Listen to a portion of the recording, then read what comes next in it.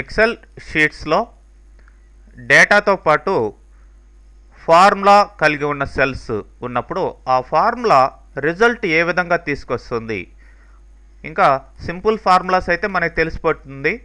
అలా కాకుండా కాంప్లెక్స్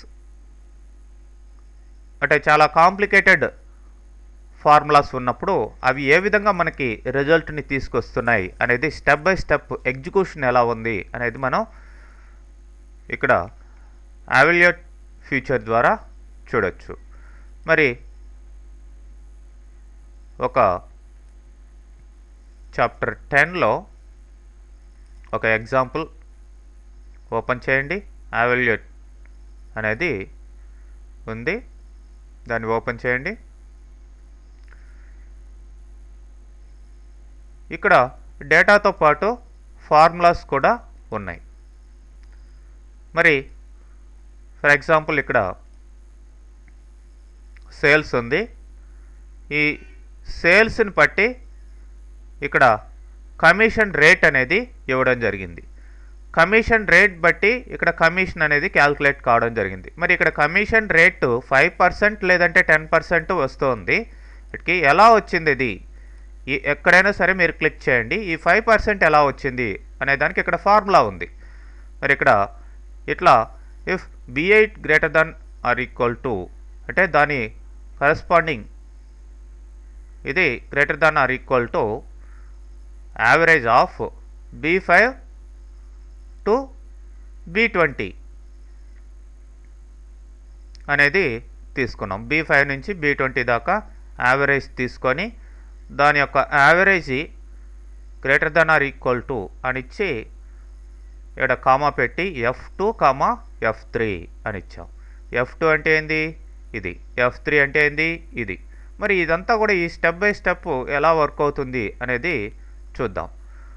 మరి ఫర్ ఎగ్జాంపుల్ ఇక్కడ నేను అబ్రహామ్స్కి 5% ఎలా వచ్చిందో కనుక్కోవాలి అనుకుంటాను. మరి ఫార్ములాస్లోకి వెళ్ళండి. ఎవాల్యుయేట్ ఫార్ములా అని ఉంది. ఇప్పుడు చూడండి, ఇది యాక్చువల్ ఫార్ములా మనకు అక్కడ ఉంది. మరి ఇప్పుడు స్టెప్ ఇన్ ఫస్ట్ స్టెప్ ఏంటి, B5లో ఏ వాల్యూ ఉందో చూపిస్తుంది, అది టేకప్ చేసింది. మరి ఓకే, నెక్స్ట్ అది అయిపోయింది. నెక్స్ట్ యావరేజ్ దగ్గరికి రావడం జరిగింది. ఈ వాల్యూ ఇఫ్లో ప్లేస్ చేయడం జరిగింది. నెక్స్ట్ యావరేజ్ దగ్గరికి వచ్చింది. ఎవాల్యుయేట్ యావరేజ్ ఎంత, ఇది టోటల్ యావరేజ్ ఇక్కడ నుంచి ఇక్కడ దాకా ఉన్న యావరేజ్ ఇది. సో ఈ రెండు వాల్యూస్ వచ్చేసాయి. ఫస్ట్ ఈ రెండు ఎగ్జిక్యూట్ అయ్యాయి. తర్వాత నెక్స్ట్ ఎవాల్యుయేట్ ఇది ఫాల్స్ అంటే greater than or equal to some condition పెట్టాం, దానికి ఫాల్స్ అయింది అది.